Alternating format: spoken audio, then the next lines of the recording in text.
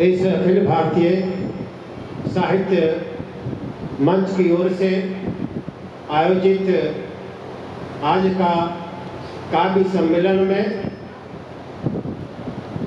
आयोजकों को, उनके साथियों को मेरा हार्दिक अभिनंदन है, जिन्होंने इतना सुंदर काव्य सम्मेलन का आयोजन किया तथा साथ ही यहाँ आए जितने भी कवि और कवित्री हैं उनका भी इस मंच से मैं हार्दिक स्वागत करता हूँ। और खास करके यहाँ जो श्याम रसोई जी हैं उनके लिए यह शेर जो मैंने अभी बनाया है उनको सुनाता हूँ कि वो धन्यवाद के पात्र हैं। उनका भी आयोजन में महत्वपूर्ण हिस्सा रहा है। जज्बा नहीं हो तो पैसे से कुछ नहीं होता है। जज्बा नहीं हो तो पैसे से कुछ नहीं होता है। जज्बा रखना है तो परवीन गोयल सा रखो जो इतिहास रचता है, जो इतिहास रचता है। उनको मैं लाख लाख शुक्रिया अदा करता हूँ। इस पुनः रिपीट करने के लिए कहा जा रहा है, जज्बा नहीं हो तो पैसे से कुछ नहीं होता है। जज्बा नहीं हो तो पैसे से कुछ नहीं होता है।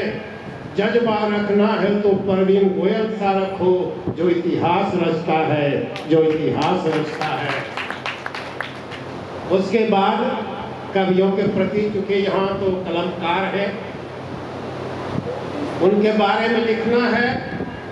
जिसको कोई तोड़ नहीं सकता, जिसको कोई तोड़ नहीं सकता उसको कलम तोड़ देती है।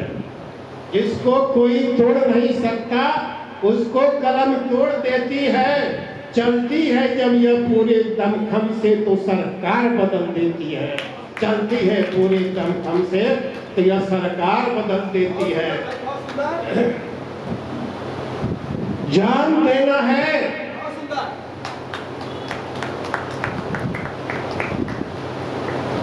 जान देना है तो जान दे वतन के लिए।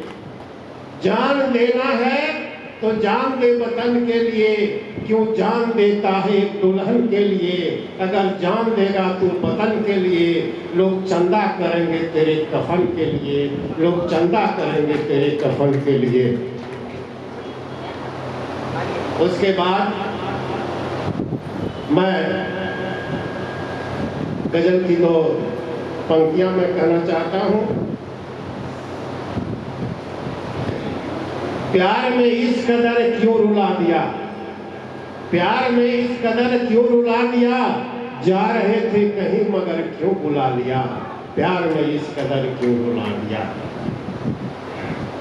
सोए थे हम चैन से, सोए थे हम चैन से क्यों आंधियां उठा दिया। सोया हुआ प्यार था क्यों जगा दिया। सोया हुआ प्यार था क्यों जगा दिया। और अब जो मैं कविता का पाठ करने जा रहा हूँ तो वो कविता जो है कोरोना काल की है। एक बेगूसराय का आदमी राम जी महतो भूखे प्यासे इसी दिल्ली से चल पड़ा। इसे याद आ गई, इसी दिल्ली से वो चला था और बनारस की पुण्य धरती पर जाकर भूखे और प्यासे प्राण त्याग दिया। जब मैंने उनका फोटो देखा, अखबार में समाचार देखा तो मेरी आत्मा रो उठी और मैंने उन पर एक कविता लिख डाली जो शायद आप लोगों को पसंद हो तो तालियों से नवाजिएगा। आखिर भूखे कब तक चलता, आखिर भूखे कब तक चलता। पानी पी पी के कब तक रहता। प्राण पकड़कर कब तक रहता। यमराज से आखिर लड़कर कब तक रहता। राम जी का संकल्प हार गया, यानी जो घर जाने का सपना था कोरोना काल में, चूंकि बनारस में वो खत्म हो गए तो उनका सपना बुझ गया। तो राम जी का सपना बुझ गया, बाल बच्चे सबका घर उजड़ गया, प्राण हार कर चला गया, मगर यह प्रश्न चिन्ह छोड़ चला गया। क्या है प्रश्न चिन्ह? बोलो काशी, बोलो विश्वनाथ, तेरी शक्ति कहाँ गई? देवनगरी की इस धरती पर मानवता तेरी कहाँ गई? बोलो काशी, बोलो विश्वनाथ, तेरी शक्ति कहाँ गई? देवनगरी की इस धरती पर मानवता तेरी कहाँ गई? दान धर्म की धरती पर, दान धर्म की धरती पर दानी दाता कहाँ खड़ी थी? नरेंद्र मोदी की कर्म भूमि पर हिंदू सेना कहाँ खड़ी थी? नरेंद्र मोदी की कर्म भूमि पर हिंदू सेना कहाँ खड़ी थी?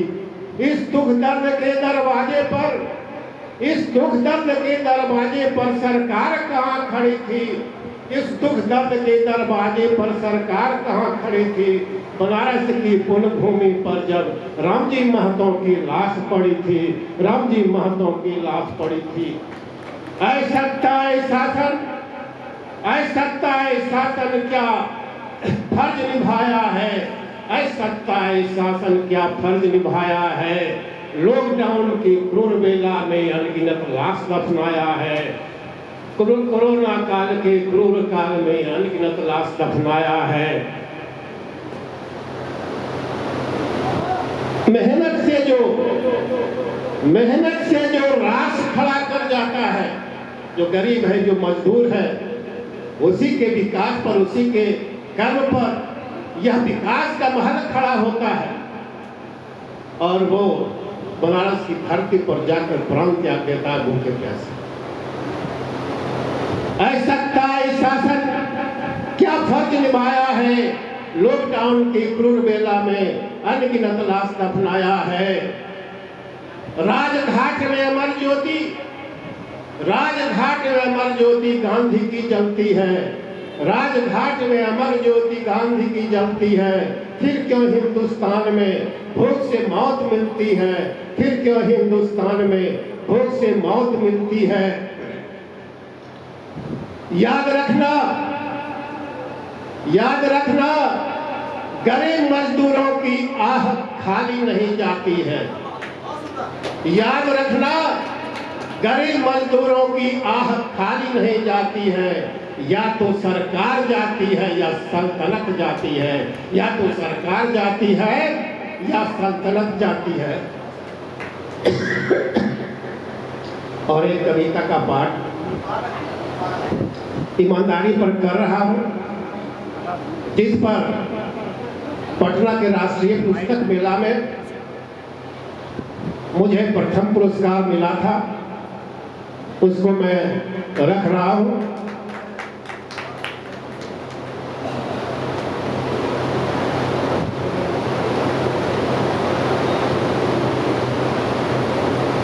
आमदनी है कि नहीं है, यानी वहां से ही गड़बड़ हो जाता है। तो मैंने यह कविता लिखी कि एक समय आएगा सारे ईमानदार को चिड़िया खाना में बंद कर दिया जाएगा। लोग आएंगे देखने, ये ईमानदार लोग हैं। जब ये मर जाएंगे, इनमें से कुछ में रसायन भर करके अजायब घर पहुंचा दिया जाएगा, यानी म्यूजियम पहुंचा दिया जाएगा। आप म्यूजियम पटना गए होंगे, दिल्ली के म्यूजियम में गए होंगे, आप देखे होंगे कि जो हाथी है या घोड़ा है या बंदर है, उसमें केमिकल रख दिया गया है, लेकिन बाहर से लगेगा कि जिंदा हाथी है, जिंदा बंदर है।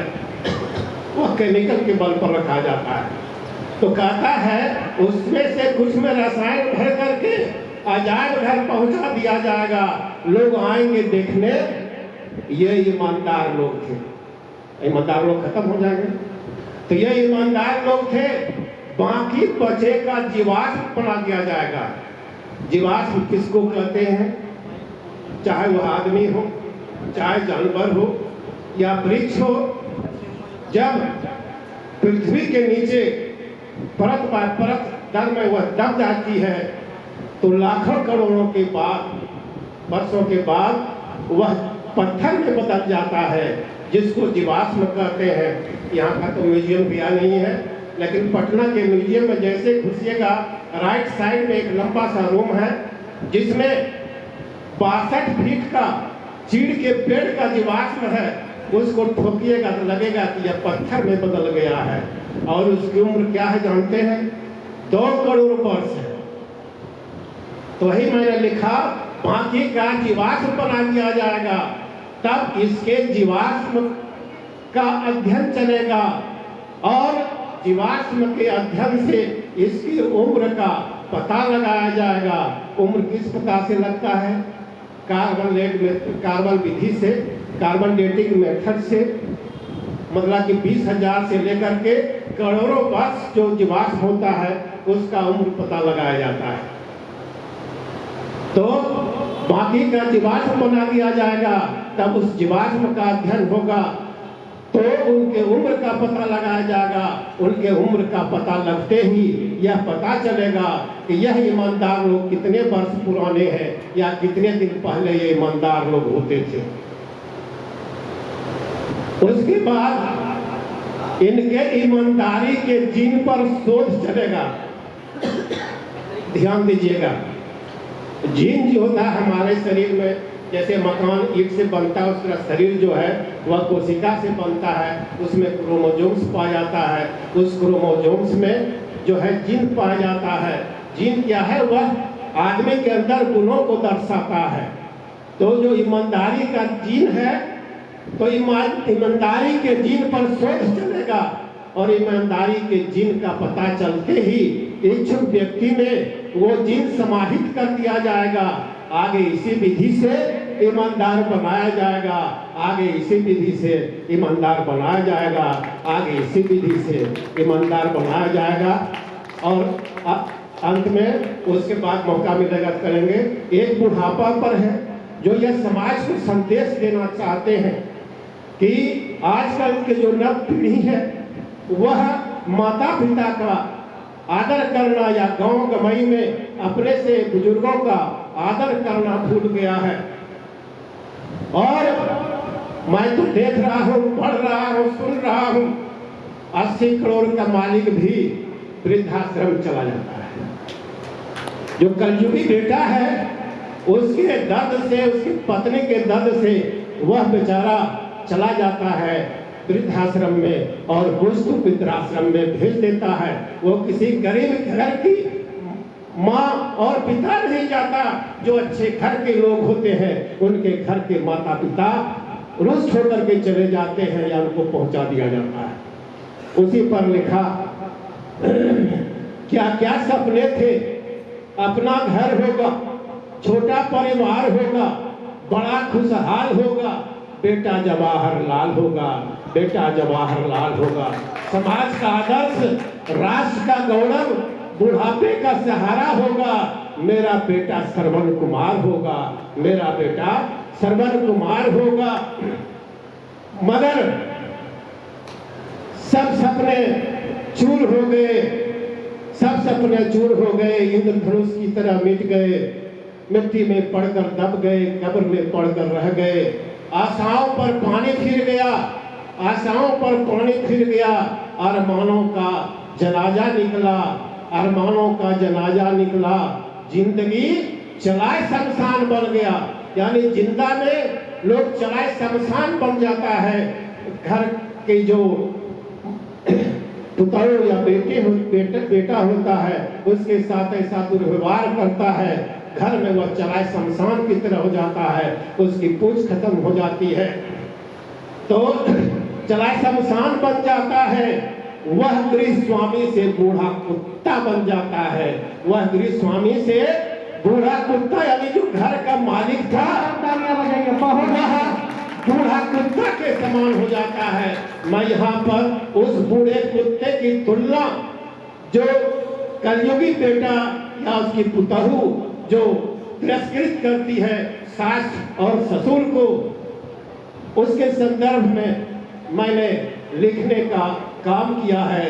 जब बुढ़ापा आता है, यानी जब कुत्ता बूढ़ा होता है, रोग और अभिशप्त हो जाता है, जानलेवा रोग सवार हो जाता है, हाँफते खांसते दिन रात होता है और उस पर दुख का पहाड़ टूट जाता है, उस पर दुख का पहाड़ टूट जाता है।